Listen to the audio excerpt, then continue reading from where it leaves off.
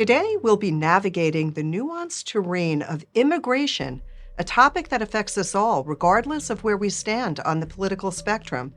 We're all aware of the surge in border apprehensions, which is an indicator of increased illegal crossings, coupled with the significant volumes of illegal drugs, particularly lethal opioids being smuggled through our southern border.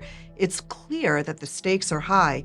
This battle isn't just against illicit substances, it's also a fight against human smuggling and trafficking, orchestrated by transnational criminal organizations.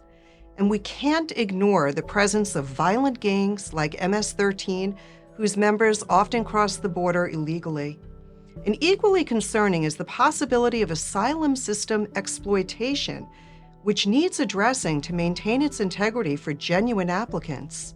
The impact of illegal immigration isn't confined to crime either. There's also an undeniable pressure on public resources such as healthcare, education, and welfare, and that impacts its availability for legal residents. Moreover, crimes like identity theft to circumvent employment verification, that poses a significant concern. We are fortunate today to have with us two esteemed guests, Sheriff Mark Lamb, serving on the front lines at the southern border, and Mark A. Morgan, former acting commissioner of U.S. Customs and Border Protection. Gentlemen, thank you so much for joining Better for America. Great to be with you. Thanks, Rebecca. Yes, thank you, Rebecca. Sheriff Lamb, as a leader on the front lines of the southern border, can you describe the challenges that you and your team are facing right now and the strategies that you're using to address them? Well, I can tell you the daily strategies we're fighting with every day is smuggling. Human smuggling is probably the main source of income right now for the cartels. They're taking advantage of these horrible policies from this administration. And of course, the smuggling of dangerous drugs. Let me just give you just in the last 48 hours what we had. Yesterday, we had 2 pursuits involving people 100 plus miles away from the border on the US 60 highway, which leads right into the outskirts of Phoenix. We had 2 pursuits yesterday. One involved 7 people. They ran from us. We ended up damaging one of our police cars in that. Then we had another one right at pretty much the same time. They actually rolled. There was 12 people in that car. There was 6 people that fled. We caught 6, so 11 illegals. Last night, we got 21 pounds of cocaine on another stop. Just the other day, we had 90 pounds of fentanyl, which is 420,000 pills approximately on another stop. $30,000 cash going back to Mexico to the cartels. This is what we deal with every day. This is our life. I'm just giving you a very small snapshot of what it is. And we do the best we can to help our partners, our federal partners, Border Patrol, ICE, in doing their job. But I can tell you they're overwhelmed, and we're feeling that overwhelming as well. Thank you so much for that insight, Sheriff Lamb. Mr. Morgan, from your experience at U.S. Customs and Border Protection, how does policy impact border security operations? Well, first of all, it's great to be on with Sheriff Lamb. And Sheriff, I got to say, thanks for everything that you do every single day on the front lines of our nation's borders, as well as to the men and women who work for you and side by side you every day. I can't be more heartfelt when I say thanks for all that you're doing.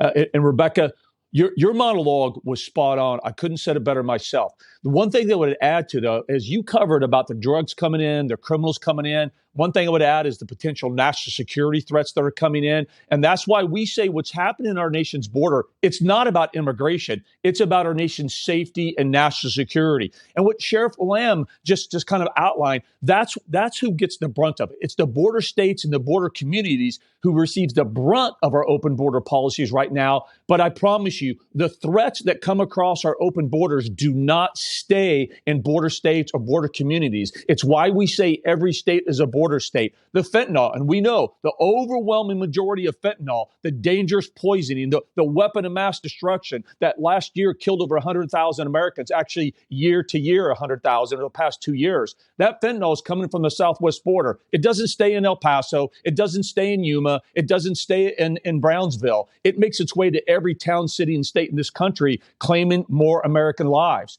I'll give you one more stat. In the last 27 months, we've seen 1.5 million known gotaways. That's illegal aliens that have come to our southern border and evaded apprehension because Border Patrol, they're not on the front line because they're relegated back to facilities to process illegal aliens. 1.5 million have gotten away. You mentioned gang members. Also, in the past 27 months, Border Patrol has apprehended 1,500 gang members. Think about how many gang members are among the 1.5 million known gotaways. Think about how many murders, rapists, pedophiles, aggravated felon, as well as think about how many illegal aliens that are among the gotaways on the FBI's terror screening database. It's why we say every state is a border state. It's why we say what's happened on our southwest border, it's not about immigration. It's about our nation's safety and national security.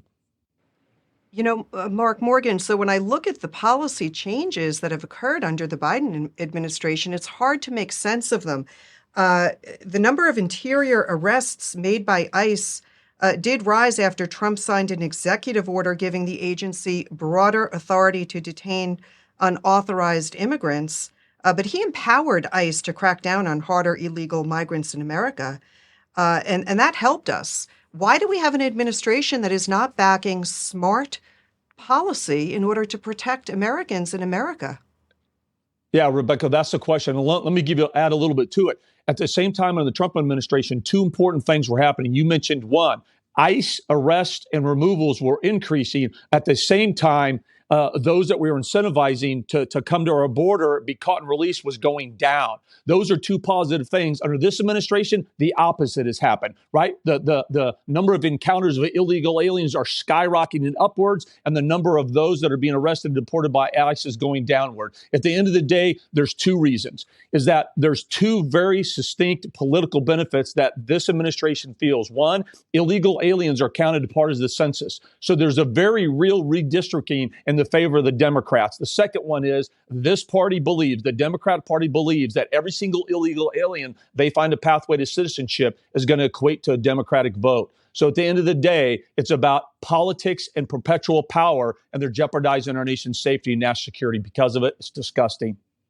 So Sheriff Lamb, could you expand how do those policies, which are really bad for America, how do they affect your day-to-day operations?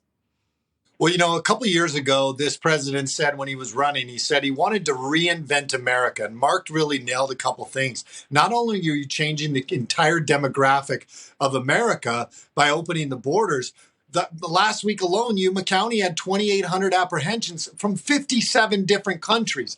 40 of them were unaccompanied minors. I mean, these are problems that are compounding. Mark mentioned, under President Trump, we were decreasing those problems. Now we're compounding those problems. For example, I'm a 287G jail. And every day we used to have, let's say if we had 10 people in our jail under the Trump administration, they would take 8 of those 10 people and send them back. Now, if we have 10 people in our jail that are being held on an ICE detainer, they're not taking hardly any of them. If any, they won't take maybe one. So that's a big difference. Now we're forced to release these people into our communities, and that's a big problem. It creates a real strain on our communities when you undermine the rule of law. That's what I wanted to say is they wanted, when you talk about reinventing America, not only is it changing the voters and all that, you're talking about undermining the rule of law, because that is the strength of America. That's what makes us different from all the other countries in this world. And our ability to maintain and hold people accountable is imperative. And what we're doing is we're opening those borders, flooding communities like mine with unknown people, with the gotaways, with terrorists, with people that have bad intentions for America. And we're also creating a pathway for the cartels to take advantage of the good people that are trying to come to this country by enslaving them, extorting them, by putting them in the sex trade. And then not to mention all of the drugs that are flowing into our communities, undermining the rule of law in our communities in that sense. So that's a long way of saying I think that the rule of law, on top of what Mark Morgan talked about, is one of the key things to changing the dynamic of this country. And that's what this administration is doing. And that's what open borders does. It undermines the rule of law and changes the face of America. That's exactly right. And to foot stomp on what Sheriff Lamb said about the 287G program, I'd say how many more aliens that are in the country illegally that commit another crime are arrested by departments like Sheriff Lamb's, by those incredible men and women, are we now releasing back in the communities because of this administration? How many drugs you said are okay? How many more Americans have died? Look, 2 years in a row, we've had more than 100,000 Americans die from a drug overdose or poisoning in a 12-month period. That's more Americans that died from all the terrorist attack, the Iraq, Afghanistan, and Vietnam wars combined in a 12-month period.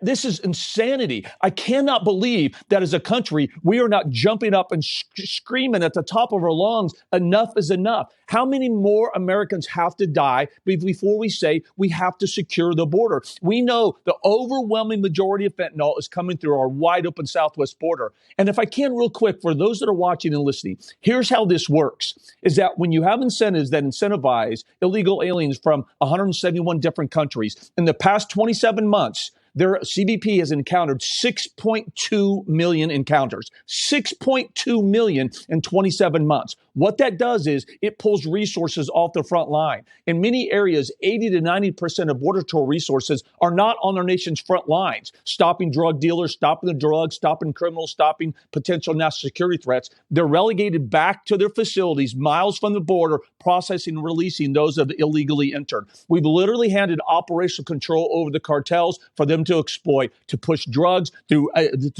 our borders to every town, city, and state, criminal aliens, including, again, murderers, rapists, pedophiles, gang members, and potential national security threats every single day, all day long, because of this administration's open border policies.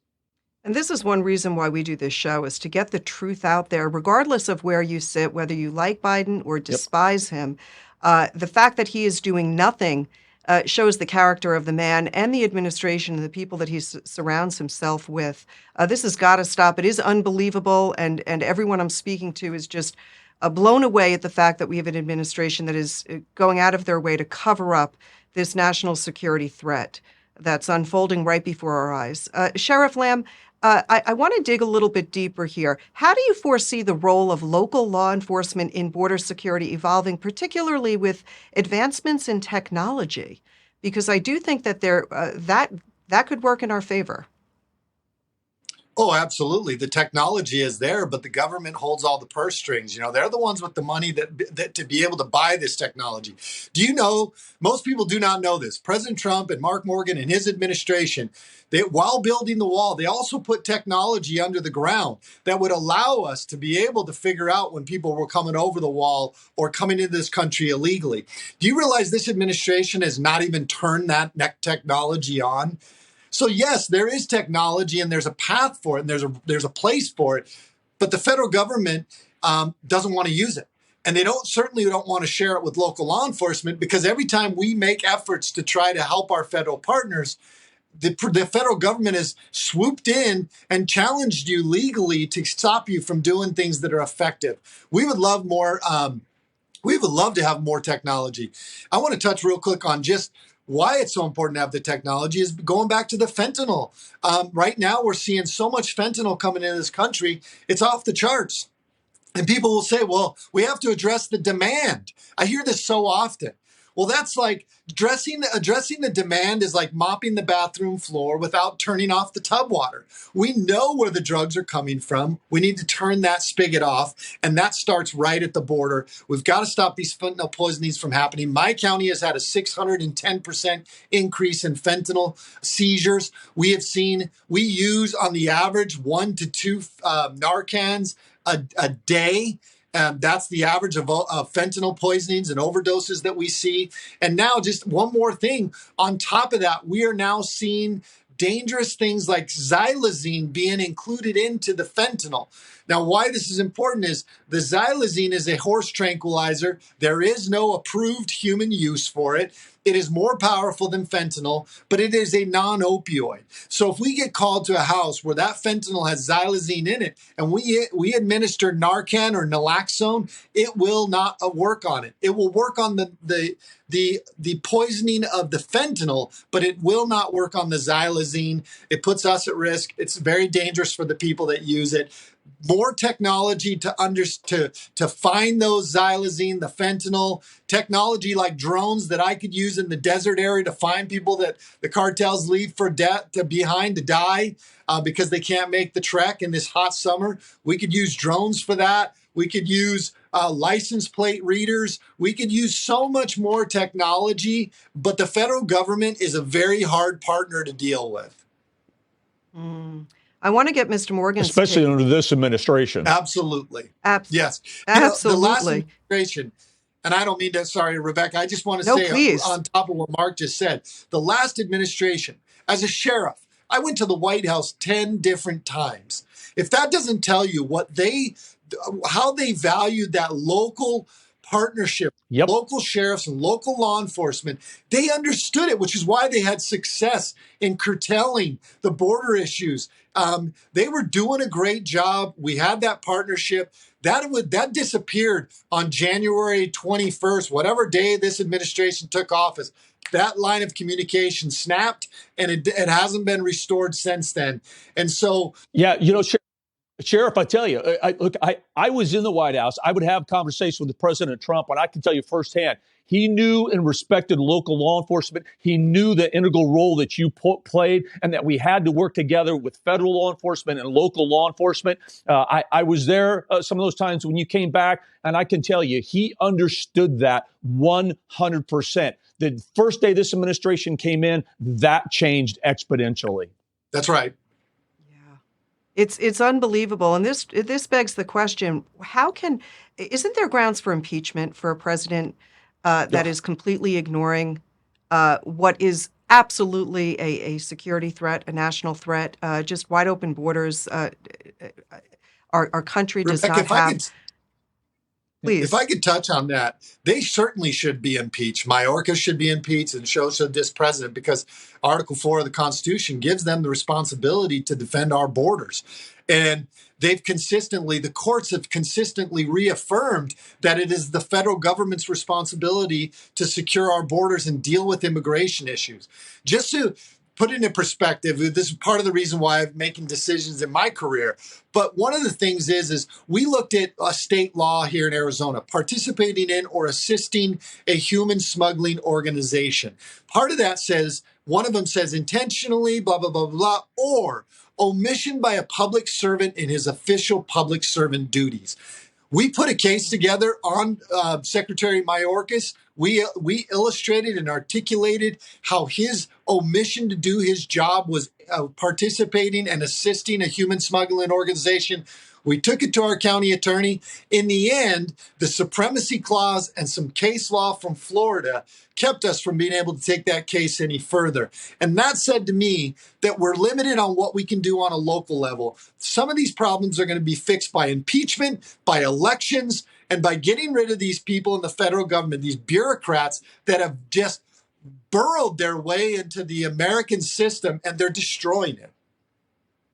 And so, look, this is exactly why I hope Sheriff Lamb will be Senator Lamb really soon and come back to our nation's capital to unscrew so much of what is broken. So, Rebecca, I'm 100%, and I've been on the front lines of this also, myself, along with another great patriot, Tom Homan, calling for the impeachment of Secretary Mayorkas. This is the first secretary in our lifetime that has come into office and viewed the law as a mere advisory opinion. This is a man that's abdicated his oath, as Sheriff Lamb has said. He's abdicated his responsibility as secretary. He's actually enforced and demanded the men and women of his charge of the law enforcement agencies to not enforce the law that they're statutorily responsible to and mandated to enforce. This is a secretary that has said being in the country illegally is not enough to remove you. That's in contravention of the direct law. This is a secretary that has lied to the American people. He's lied to Congress under oath.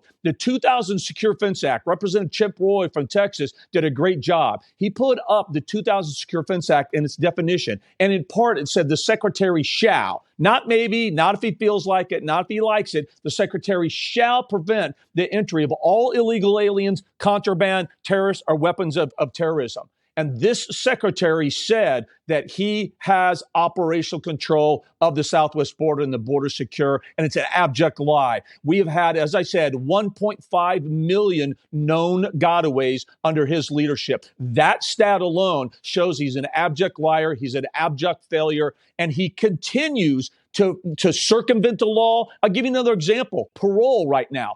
Parole is supposed to be used on a case-by-case basis for significant public benefit or humanitarian purpose. Like, for example, if someone needed an emergency operation and their host country didn't have the medical capacity to do that. come to the United States, get the operation. That's legit. Get paroled in. Well, what this secretary has done is he said, if you're from Cuba, Nicaragua, Venezuela, or Haiti, just being born there, we're going to parole you in. Mass parole to circumvent and avoid the bad political optics of them illegally entering the United States. Just another example of his absolute circumvention of the law, rewriting the law, and refuse to obey the laws that are in the books right now. That's why he should be impeached. Amen. Yeah, these are really important points. And thank you to both of you, because we need folks like both of you speaking out. This is so important. I want to talk a little bit about your motivations and why it's so important what you do. Sheriff Lamb, could you share what motivates you in your daily efforts to secure our borders? I'm a patriot who loves God, family, and freedom. And I love what this country was built on. And I love the founding fathers. And I love the Constitution. And I love that it protected our God-given rights. And the founding fathers were very wise in what they did. I believe it was divinely inspired, no question, that God's hand was on that Constitution. And we have strayed from that. And one of those things that we've strayed from is the government's responsibility to secure the border. And whether it's for malicious intent, political intent, whatever it is, whether they want to really destroy America, which is what it's looking like right now, whatever it is, I just cannot stand by and let this happen. This is what motivates me every day to get up and do this job, whether we feel like it's sometimes we're on the losing end. We don't stay on the canvas. We get back up, we pull up our bootstraps, and we get back in the fight. And that's why we do it every day. And some people will question, well, is it worth it? Yes, it's worth it. I will never raise the white flag. I will always fight for it. And the founding fathers who sacrificed their lives and their fortunes that we might be free, that's the least I can do is get up and fight for it every day. Very inspiring. Mr. Morgan, during your tenure at the U.S. Customs and Border Protection, what kept you motivated? Because you sure faced a lot of challenges. Yeah, I still think I'm in the fight. But Rebecca, how the heck do I follow what Sheriff Lamb just said? I don't think I could say it any better except to say ditto. What I would say is there's an old quote, right, that says, all it takes for evil to win is for good men or women to do nothing. At the end of the day, look, I know how important border security is, and it's well beyond just a philosophical difference of policy. This administration took the most secure border in our lifetime, and they have intentionally unsecured it. This isn't by accident. It isn't through incompetence. This is by design, and this is intentional. So one of the many reasons I'm out there, besides everything that Sheriff Lamb said that I agree with, is that I know every single day, because I was the commissioner, I was former chief of the Border Patrol, I know that this administration is lying to the American people. They're not being honest with the American people about what they're doing, why they're doing it, how they're doing it, and most importantly, they're lying to the American people about the detrimental impact to our nation's safety and national security. That's why I'm in the fight, and I'm going to stay in the fight. Look, it's getting so out of hand. Arizonans and Americans all across the country reach out to me. They want to pick up their arms and go down and protect the border themselves. That's how bad this is getting. This administration, whether they're trying to incite the American people are fired up about this. You know, the border's not secure. I believe this is the greatest threat to America right now. Mark talked about some of the threats that it poses national, for the amount of people coming in, whether it's gang members, whether it's Chinese terrorists or terrorists from who knows where. These are real concerns that we should be facing every day. I want to talk about something that people don't typically talk about. The three main items right now are border security, the economy, and the rule of law and the rise in crime in America. Let me tell you what impact this has on economically on the border. Back when President Trump wanted to pass a $5 billion border wall bill, $5 billion. Nowadays, well, the numbers we talk about, that's nothing. That's a drop in the bucket for what this government talks about. At that time, they estimated that there was $132 billion of lost tax revenue from the people that were already in America that had come in illegally. Now we've let another 7 million people potentially come in, probably more. And these people are now making money under the table in an economy that is very much struggling. And those people are not paying taxes, and they are likely sending the majority of that money back to the cartel and then back to their families. And that is hurting our economy on a deep level.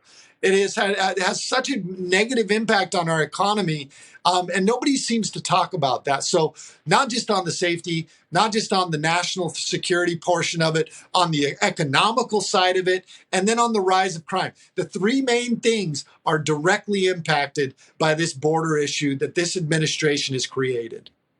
And Rebecca, if I could, so the Federation of American Immigration Reform just recently updated the numbers that Sheriff Lamb is talking about. Right now, it's upward in that we lose $150 billion a year due to illegal aliens here. They also talked about the tax revenue, and that's all directly on the U.S. taxpayers' burden. They talk about schools now that are literally filled with illegal alien kids that, one, let alone they don't speak English, but they don't even read or write their own language, and it's pulling resources away from American kids in the classrooms. They talk about medical expenses. There are some entities where hospitals, there's no room for some Americans because the hospitals are filled with illegal aliens, especially on our border communities. I've talked to some border communities where they actually had to bring in a mobile morgue because their morgue was overfilled with dead migrants that had tried to illegally enter the border because they were enticed by this administration. It's horrendous. And on the crime issue, I think it's very important. I keep saying, how many more have to die? How many more Americans? How many stories do we have to hear, like the young girl that Kayla that was savagely raped, beaten, and strangled to death by an illegal alien, or the law enforcement officer in Florida just a couple of weeks ago that was killed by an illegal alien, or Rebecca, the mother of two young boys under the age of 14 that died because they thought they were taking a Percocet, but it was laced with fentanyl. I mean, Rebecca, how many more stories do we need? How many more Americans have to die at the hands of an illegal alien criminal? How many more Americans? The leading cause of death between 18 to 45-year-olds in this country is fentanyl. How many more people have to die before we say enough is enough? And the other thing we don't talk enough about either is this secretary especially, he talks about how he's developed a safe and orderly, humane, illegal immigration process. First of all, it's an oxymoron. And second of all, it's just a lie. Yeah. And on top of that, if I could just add one more thing, the people are now that are coming across, they're getting picked up by Border Patrol, taken to the holding station, and the government, the actual government agents are filling out the app for them so they can later claim them as people that actually went through the process and used the app as opposed to coming in illegally. They're playing games with the American people and the system. And I think it's important that the American people just understand just how wrong this government is. Yeah, and shame on major, mainstream media for really covering it up. Yeah. I mean, people Amen. are wising up and they're seeing what's happening. But Mr. Morgan, when we look at the bigger picture, how do international relations, especially with our southern neighbors, how does that impact border security? Can diplomacy play a role in mitigating these challenges? Rebecca, a great question. I was on the front line of one of the strengths of President Donald J. Trump. Look, he came from a position of strength and he leveraged that strength. He didn't ask for permission from Mexico to secure our borders. He said, hey, look, this is the way it's going to be, Mexico. You want to be a true partner? Then join this crisis as the regional crisis that it is. And if you don't join us, if you don't step up and join us, then we're going to do a little thing called tariffs. As soon as President Trump threatened to use tariffs, all of a sudden Mexico stepped up. And again, I was there. I lived it. I was the commissioner. What I saw was the unprecedented cooperation from Mexico at that time that we've never seen before. They had over 25,000 troops and personnel dedicated to this crisis. They had secured their southern border. They had increased interior enforcement. They were supporting the Remain in Mexico program. And that resulted in part by helping us in February of 2020 reducing illegal immigration by 85%.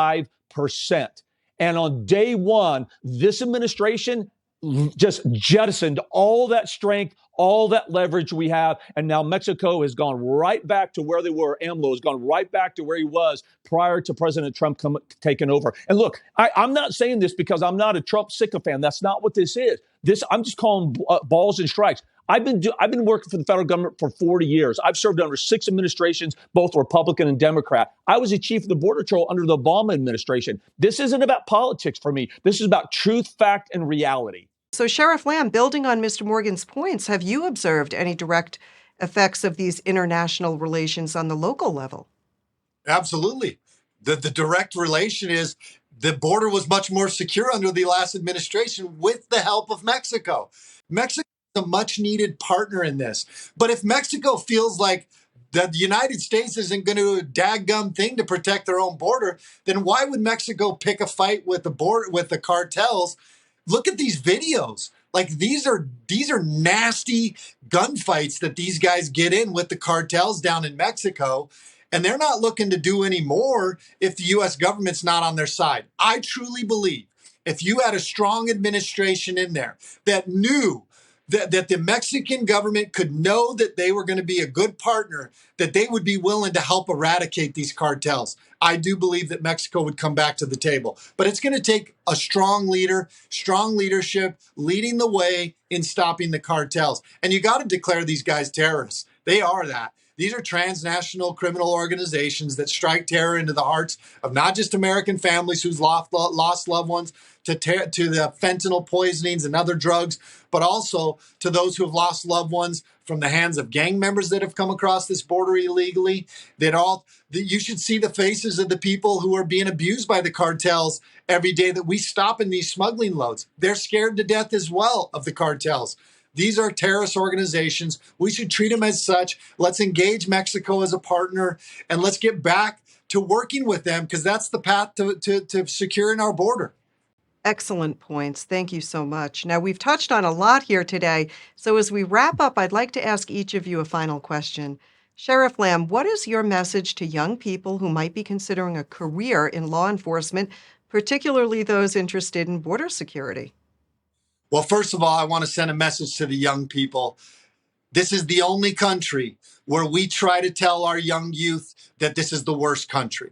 Our politicians and our media try to tell the youth that we live in a flawed and bad country. That is false. It is a lie. This is the greatest country in the world. And I want the youth to understand that first and foremost. This is the greatest country. With our flaws, it is still the greatest country. That's why 250,000 plus people show up to our borders every month trying to get a piece of the American dream that you were born with. So that's the first thing. The second thing is, yes, do it. We need strong men and women in this profession now more than ever. We need warriors. We need people that are going to stand up and fight for freedom, to fight for America. And whether it's on the federal level and borders in the Border Patrol, CBP, ICE, one of the other great organizations, which bureaucracies jeopardizing those, or whether it's on a local level, please come work it. I always tell people, if my sons or daughter wanted to come into this profession, I would say, yes, do it.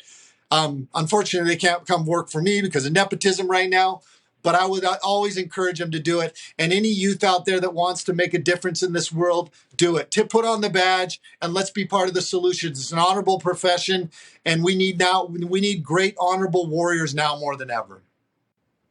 Very wise words, Sheriff. Thank you. Mr. Morgan, what advice would you give to young professionals that are considering roles in federal agencies dealing with border security and immigration?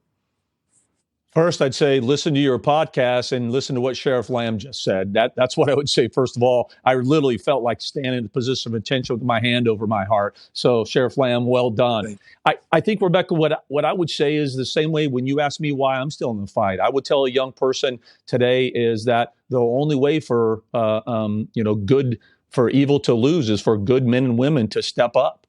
So that would be the first thing. And the second thing I would echo is, again, the reason why I did it is it's incredible to step up and join something that's bigger than yourself, to be a part of something that's not just about yourself, for the safety and well-being of our country. Like Sheriff Lamb said, it is a noble profession, full stop. However, I do add something different that I didn't used to probably about 10 years ago. I would say, but you make sure you walk into this profession with your eyes wide open, because it has changed dramatically. The country's perception of law enforcement has changed. That shouldn't change their desire or their motivation, but they just need to do it with their eyes wide open. Yeah. Wow. That's really valuable advice. Thank you both so very much for joining us tonight and sharing your valuable insights. This is a very important issue. And to all of our viewers out there, thank you so much for tuning in. Stay informed and stay engaged. Have a wonderful evening.